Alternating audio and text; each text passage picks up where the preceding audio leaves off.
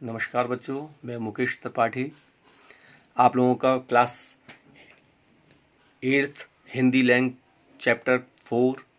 Chapter का नाम है वर्तनी। इंग्लिश में स्पेलिंग लिखा हुआ है और हिंदी में से बोला जाता है वर्तनी।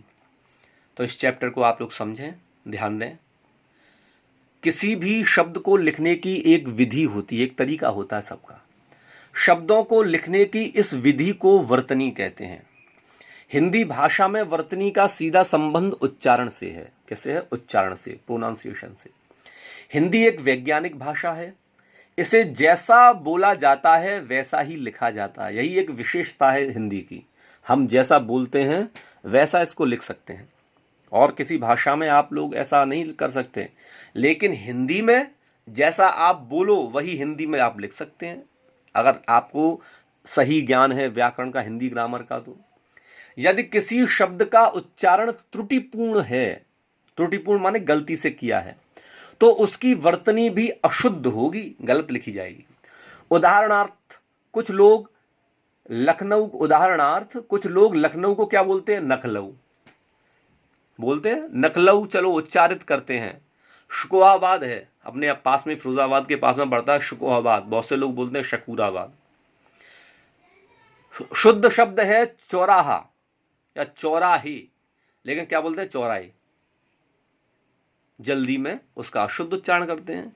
तो उच्चारण के अनुसार जब इसे लिखते हैं तो वह भी अशुद्ध ही होता है।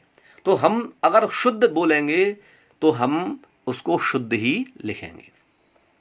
हिंदी की वर्तनी के अशुद्ध होने के मुख्य कारण बताइए। सबसे पहला जो अशुद्ध होने का कारण होता है वो होता है क्षेत्रीय भाषा तथा स्थानीय बोलियों का प्रभाव। स्थानीय बोली बड़ा हावी रहती हैं। जैसे हमारी यहाँ की ब्रज भाषा है, वो हम लोगों की हिंदी पर, जो हिंदी बोलते हैं उस पर बड़ा हावी रहती है।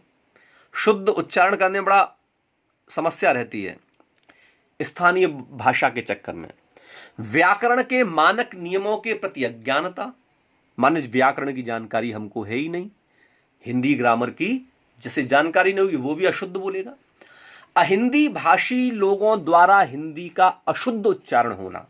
अहिंदी भाषी जैसे पंजाब के लोग हैं और तमिलनाडु के हैं और भी कई ऐसे जो स्टेट हैं जहां पे उनको भी अगर हिंदी बोलते हैं तो वो उसका भी उच्चारण सही नहीं हो पाता है, सही नहीं कर पाते हैं बेचारे। जैसे लिंग संबंधी उसमें त्रुटियां कर देंगे वो लोग। और कई ऐसे पंखा चलता है तो वो कहेंगे पंखा चलती है। मैंने बताया भी था आप लोगों क्लास 7th में। तो अहिंदी भाषी जहां पे हिंदी नहीं बोली जाती वो भी लोग अशुद्ध उच्चारण करते हैं। इसका ये भी कारण होता है। जैसा कि आप पढ़ चुके हैं कि लिखित भाषा का निर्माण ध्वनि के प्रतीक चिन्हों अर्थात लिपि के माध्यम से हुआ है। परिभाषा बताई। अतः लिपि के चिन्हों का सार्थक विन्यास ही वर्तनी कहलाता है। लिपि के चिन्हों का, लिपि के चिन्ह। वर्तनी के लिपि के बारे में आप लोग इस पहले चैप्टर में से पहले पढ़ चुके हो, किस किस की कौन कौन सी लिपियां होती हैं। वर्तनी के मुख्य नियम बताए इसमें। सबसे पहले संयुक्ताक्षर संबंधी नियम। खड़ी पाई वाले व्यंजनों से संयुक्ताक्षर बनने के, माने संयुक्ताक्षर का मतलब होता है इसकी, ये मिला के बोला है संयुक्ताक्षर। इसको अलग अलग तोड़ के इसकी विच्छेद करेंगे तो संयुक्त प्लस अक्षर है ना। तो संयुक्त जो अक्षर हैं बनाने की जो लिए खड़ी पाई को हटा दिया जाता है। जैसे स प्लस प तो क्या हो गया? स्प। तो इस पे एक शब्द बनेगा परस्पर। त प्लस य क्या बन गया? त्याग। दूसरा आया, नीचे देखो, इसमें और भी कई ऐसे उदाहरण दिए इसमें। क और फ वर्ण की पाई बीच में होती है, अतः इसका दाहिना भाग हटा दिया जाता है। जैसे क प्लस क तो हो जाता है पक्का। क्या हो गया? पक्का। फ प्लस त तो ये क्या हो गया? रफ्तार। इस तरीके के ये सारे शब्द होते हैं। इसके बाद में तीसरा इसका जो नियम बताया, जिन वर्णों में, क्या बताया?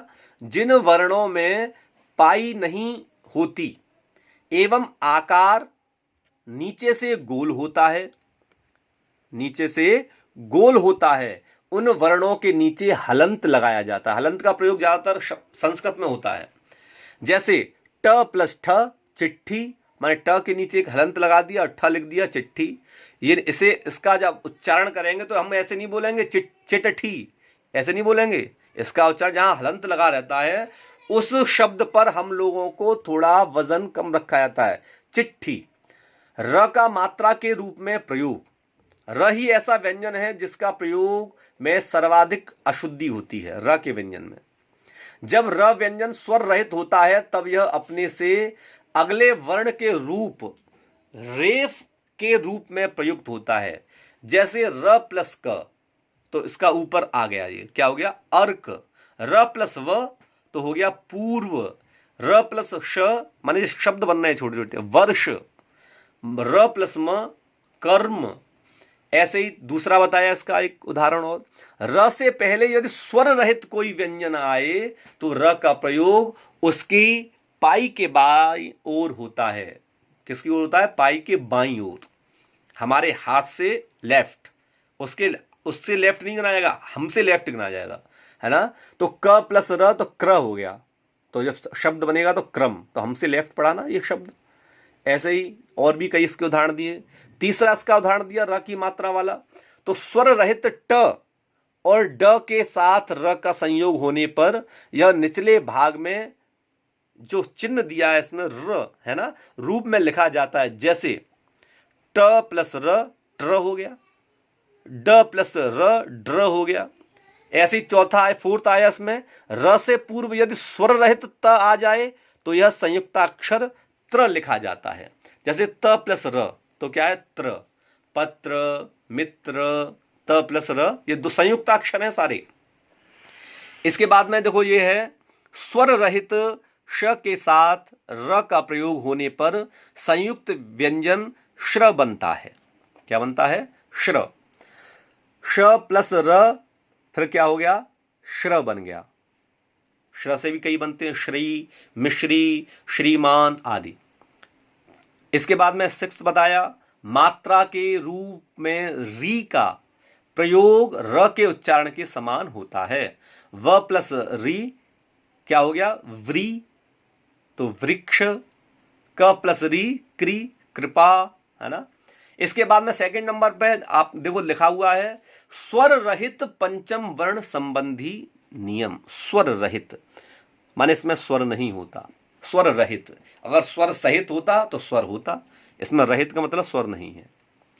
ऐसे क ख ग घ से पूर्व यदि ng स्वर रहित हो तो यह अनुस्वार के रूप में लिखा जाता है। अनुस्वार मतलब जानते हो, बिंदी ऊपर लगा देते हैं जो हम लोग, उसे बोलते हैं अनुस्वार। और जो चंद्र बिंदी होती है उसे बोला जाता है अनुनासिक। मैंने कई बार बताया भी आप लोगों को, अनुस्वार बिंदी को बोला जाता है, अनुनासिक बोला जाता है चंद्र बिंदी को। तो क ख ग घ से पूर्व माने पूर्व का मतलब पहले यदि ng स्वर रहित हो तो यह अनुस्वार के रूप में लिखा जाता है। जैसे क्या है, ड प्लस ng प्लस ड ng क, तो क्या हो जाएगा, इसको मिलाकर के डंक। क्या हो गया ये, डंक। ग ng गा, तो क्या हो गया, इसका अनुस्वार ऊपर लगा दिया, गंगा। ऐसी नंबर 2 पॉइंट पर देखो, च छ ज झ से पूर्व यदि य स्वर रहित हो तो यह अनुस्वार के रूप में प्रयुक्त होता है। इसके भी बिंदी लग जाती है। जैसे पंचम, इसके ऊपर बिंदी आ गई, पंचम। वंचित, बिंदी ऊपर आ गई, इसमें बोला क्या गया, च छ ज झ से पूर्व। च से पूर्व, च से पहले, छ से पहले, ज से पहले और झ से पहले यदि य स्वर हो तो क्या हो जाता है, अनुस्वार हो जाता है। तो देखो किससे पहले है ये, च से पहले य है ना, तो क्या हो गया, अनुस्वार बन गया। या ये भी च से पहले है तो क्या हो गया, अनुस्वार बन गया। इसके बाद में ये है देखो, ट ठ ड ढ से पहले यदि स्वर रहित ण हो तो यह अनुस्वार के रूप में लिखा जाता है। जैसे ये आप देखो, ये क्या है, ण है, तो डंडा, इस पे ऊपर आ गई, अनुस्वार आ गया, डंडा हो गया। त थ द ध से पूर्व यदि स्वर रहित न हो तो यह अनुस्वार हो जाता है। जैसे तंदूर, ऊपर आ गया तंदूर। प फ ब भ से पूर्व पहले यदि स्वर रहित म हो तो यह भी अनुस्वार के रूप में प्रयुक्त होता है। जैसे संबल, संबल हो गया। तो ये सब अनुस्वार, अनुस्वार का मतलब मैंने बताया बिंदी ऊपर, है ना। और अनुनासिक का मतलब क्या होता है? अनुनासिक का मतलब होता है चंद्रबिंदी। अब इसके बाद में च आया, ये देखो, ये दिया, यदि दो पंचम वर्ण एक साथ प्रयुक्त होते हैं तो उनका परिवर्तन अनुस्वार के रूप में न होकर द्वित व्यंजन के रूप में होता है। जैसे म प्लस म सम्मान हो गया। न प्लस माने पंचम वर्ण, कौन सा वर्ण? पंचम वर्ण। जैसे प वर्ग का है, ये कौन सा है? पंचम वर्ण, पांचवा वर्ण, प फ ब भ म। क्या बताया इसमें? यदि दो पंचम वर्ण एक साथ माने एक साथ प्रयुक्त होते हैं तो उनका परिवर्तन अनुस्वार के रूप में ना होकर द्वित्व माने डबल हो जाते हैं, ये व्यंजन के रूप में होता है। जैसे म प्लस म, ये प वर्ग का है म, तो म हो गया सम्मान हो गया। ये किस वर्ग का है? ये त वर्ग का है, न प्लस न, त थ द ध न, तो ये डबल ना हो गया, अन्न बन गया। ठीक है ना, समझ में आ रहा ना? य व ह से पूर्व यदि स्वर रहित पंचम वर्ण प्रयुक्त हो तब भी यह अनुस्वार नहीं होता। जैसे धन्य, वन्य, तन्वय, कुम्हार आदि। स्वर संबंधी बताए आकाश, आकाश ये शुद्ध है और ये अशुद्ध है, ये आकाश कर दिया, यहाँ पे आकाश कर दिया। आवाज, आवाज शुद्ध शब्द। साप्ताहिक, साप्ताहिक होता है। अनुस्वार संबंधी, अनुनासिक संबंधी, अनुनासिक मैंने बताया, अनुस्वार अनुनासिक, ये सारे अनुस्वार लगे हुए हैं।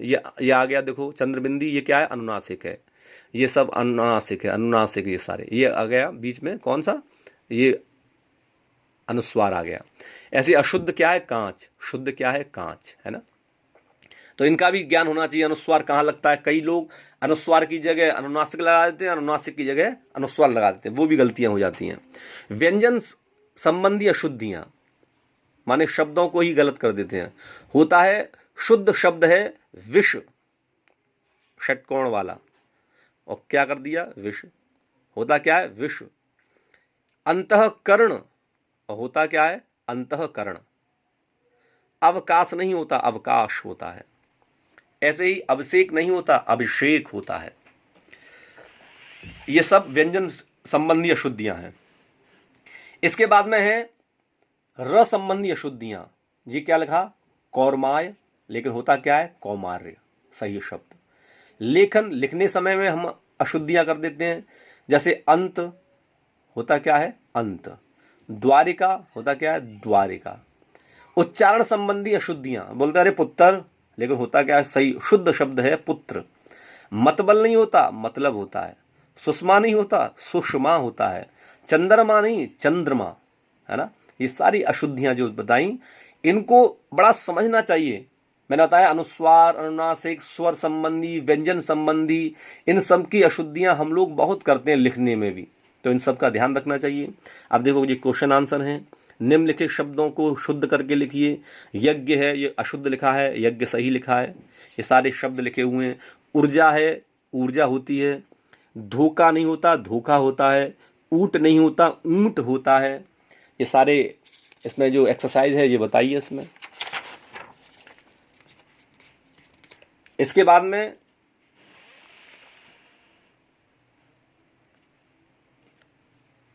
संपादक, संपादक ये सब लिखा हुआ है, मैंने सब लिख दिया इसमें, है ना? रखा, रखा, मतबल, मतलब जो भी पढ़ चुके हो। अनुस्वार तथा अनुनासिक संबंधी अशुद्धियां, इसमें भी अंधा, अंधा, अंगूर, अंगूर, ये सब लिखा हुआ है इसमें। अंगीठी, अंगीठी नहीं होती, अंगीठी होती है ना? ये सारे शब्द हैं। नीचे लिखे शब्दों से शुद्ध शब्दों पर सही का चिन्ह लगाइए।